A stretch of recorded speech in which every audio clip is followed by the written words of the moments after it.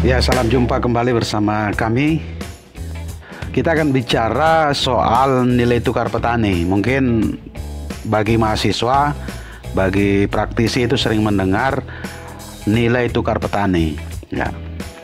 Nilai tukar petani itu merupakan indikator untuk melihat daya beli atau daya tukar dari produk pertanian gitu.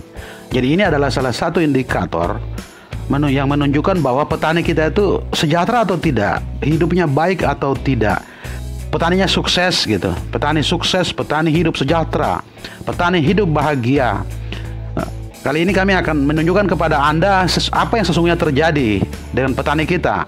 Apakah hasil pertanian itu mampu tidak membuat petani kita lebih baik, membuat petani kita hidup lebih baik, hidup lebih sejahtera atau tidak. Kali ini saya akan menunjukkan kepada Anda bahwa petani kita hidupnya seperti apa gitu saat ini. Oke. Tadi saya sampaikan kepada Anda semua bahwa nilai tukar petani itu merupakan indikator untuk melihat daya beli atau daya tukar dari produk pertanian yang dihasilkan dengan barang maupun jasa yang dikonsumsi. Artinya petani menghasilkan sesuatu untuk dijual gitu. Dijual, dia dapatnya berapa? Terus berapa sih biaya yang harus dikeluarkan, baik itu untuk konsumsi maupun untuk biaya produksi untuk menghasilkan hasil pertanian tersebut. Itu seimbang tidak? Dapatnya berapa? Keluarnya berapa? Seimbang tidak gitu. Perlu diketahui juga bahwa nilai tukar petani ini merupakan salah satu komponen untuk mengukur tingkat kesejahteraan petani. Jadi kalau kita bicara soal kesejahteraan, kita mengklaim berhasil atau tidak, itu harus ada ukurannya. Gitu. Ukurannya adalah salah satu adalah nilai tukar petani ini. Jadi nilai tukar petani ini merupakan perbandingan antara indeks harga yang diterima dari hasil pertaniannya, terus itu dibandingkan dengan harga yang harus dibayar oleh petani untuk konsumsinya, untuk kehidupannya gitu. Seimbang tidak gitu. Nah, itu kita akan bicara. Masyarakat atau teman mahasiswa misalnya atau praktisi itu bisa mengetahui, oh ternyata seperti ini kondisinya gitu. Oke. Nah, di dalam untuk menghitung itu saya cuma sekedar pengenalan untuk teman-teman. Nanti kita akan masuk pada hasilnya seperti apa. Itu ada beberapa kode gitu ya, IT.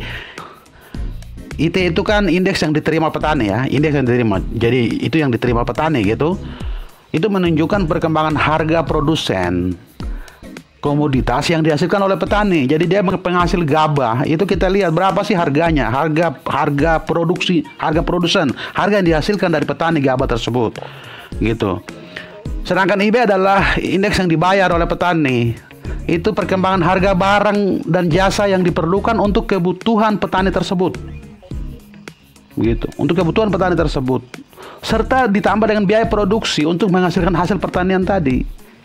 Konsumsi itu adalah konsumsi rumah tangga dan biaya produksi, serta bisa saja ada penambahan modal gitu, penambahan barang modal ya, penambahan barang modal mungkin beli traktor atau beli cangkul, beli sabit dan sebagainya. Jadi untuk menghitungnya yang tadi saya sampaikan bahwa IT adalah indeks yang diterima petani ya. Jadi untuk petani tanaman pangan itu yang paling tinggi itu adalah gabah. Jadi itu diterima dari hasil penjualan gabah itu sekitar, jadi total untuk total yang diterima oleh petani maksudnya.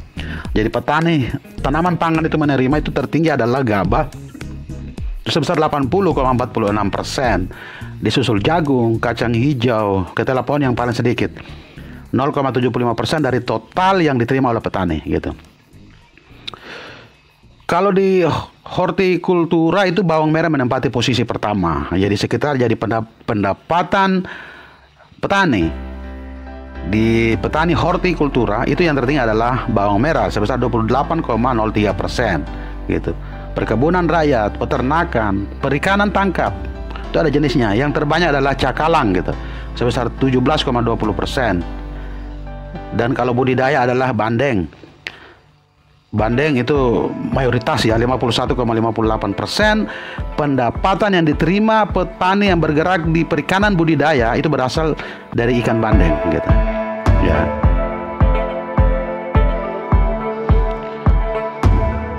Sekarang kita lihat dari total pendapatan yang diterima oleh petani itu dibelanjakan untuk apa saja. ternyata itu 37,6% pengeluaran petani, baik itu pertanian tanaman pangan, hortikultura, perkebunan, peternakan, perikanan budidaya, itu pengeluaran untuk rokok itu sebesar 37,6%. Jadi itu mengalahkan pengeluaran untuk anak sekolah, untuk kebutuhan transportasi segala macam, itu kalah gitu. Rokok lebih tinggi gitu. Nah, untuk beras ya, beras itu sebesar 45,82%. Jadi memang menempati peringkat pertama beras. Peringkat kedua itu disusul dengan rokok 37,6%, dan hanya sekitar 16% yang dikeluarkan untuk kebutuhan lain. Ya, kebutuhan lain itu apa? Banyak kan, kebutuhan untuk anak sekolah, kebutuhan transportasi, kebutuhan untuk pengadaan barang modal, kita bayar listrik gitu. Itu ternyata hanya 16% dari total pendapatan yang dibayar oleh petani gitu. Luar biasa ya. Ya, ini kan yang kecil ya, yang kecil ke bawah ini ada sewa tanah gitu, upah panen, ada pupuk, ada ongkos angkut ya. Ya, sekarang ya untuk masuk ke angkanya Anda paling tidak mengetahui lah secara garis besarnya ya. Jadi NTP itu nilai tukar petani itu diperoleh dari mana? Itu tadi sudah saya sampaikan, tidak apa-apa kita ulang. Itu diperoleh dari indeks yang diterima petani. Jadi apa yang diperoleh dari hasil pertanian, kita dapatnya berapa? Itu kita bagi dengan berapa sih biaya yang dikeluarkan oleh petani gitu. Terus dikali 100. Artinya apa?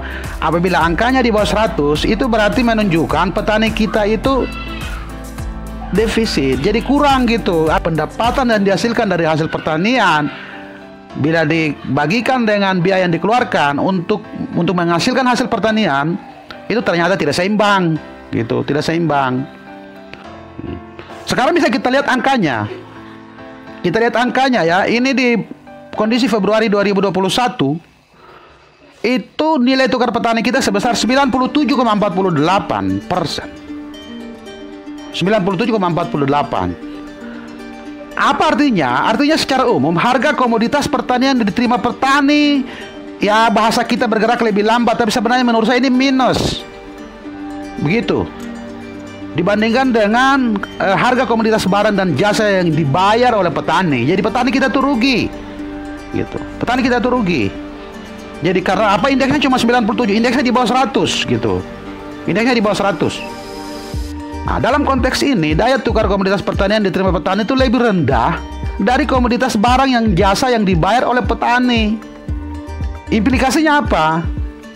Jika nilai tukar petani terus-menerus di bawah 100, apa yang dilakukan oleh pemerintah?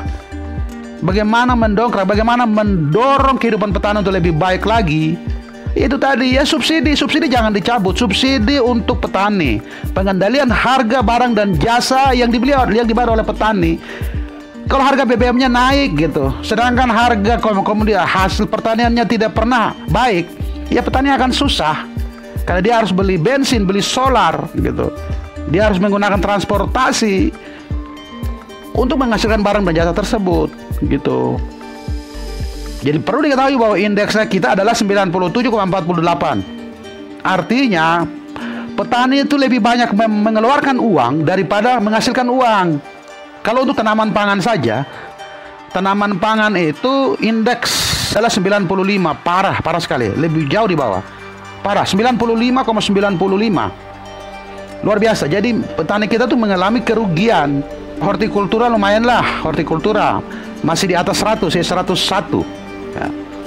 Sedangkan tanaman perkebunan 98,18. Jadi untuk tanaman pangan petani kita mengalami penderitaan yang luar biasa, hanya sebesar 95,95. Gabungan dari ketiga, tanaman pangan, hortikultura, dan tanaman perkebunan rakyat itu menghasilkan nilai tukar petani sebesar 97,48. Ya, implikasinya itu apabila ini terus-menerus seperti ini di bawah 100 nilai tukar petaninya, bisa-bisa alih fungsi lahan, artinya petani ingin instan, mungkin bisa hidup Kalau dia hidup dari hasil pertanian, kayaknya dia harus minus gitu. Dia kurang gitu.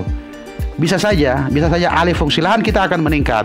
Alih fungsi lahan, mungkin petani merasa bingung untuk bagaimana bisa mempertahankan hidup. Bisa-bisa sawah dia jual dan itu dialih fungsikan menjadi yang lain. Kita akan makin terpuruk, produksi pertanian kita akan makin menurun, dan itu berdampak serius kepada kelangsungan hidup petani di Indonesia.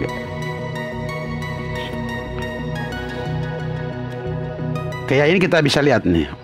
Indeks tadi saya katakan bahwa IT adalah indeks yang diterima petani. IB adalah indeks yang dibayar oleh petani. Kita mulai dari Januari 2021. Januari yang diterima petani sebesar 102,52. Oke. Yang dibayar petani berapa? 105,70.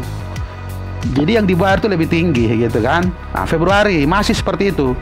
Februari ya walaupun indeks ya, kalau kita bandingkan indeks bulan sebelumnya dan sekarang, itu mengalami kenaikan 103, tapi yang dibayar petani ikut naik 0,55% perubahannya.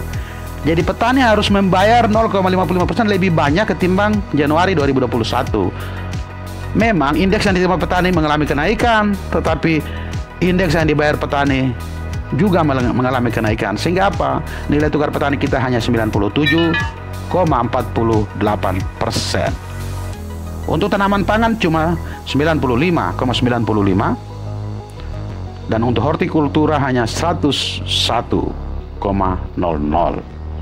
Sekali lagi harus ada upaya yang dilakukan, karena implikasi nilai tukar petani terus-menerus di bawah 100 itu akan berdampak buruk kepada masa depan petani, dan secara tidak langsung akan mempengaruhi produk hasil pertanian kita. Jadi kita akan bergeser nih dari negara agraris, produksi pertanian, luas lahan pertanian kita tinggi. Tapi apabila petani merasa bahwa tidak mampu bertahan hidup dengan pertaniannya, itu akan berdampak serius kepada masa depan mereka.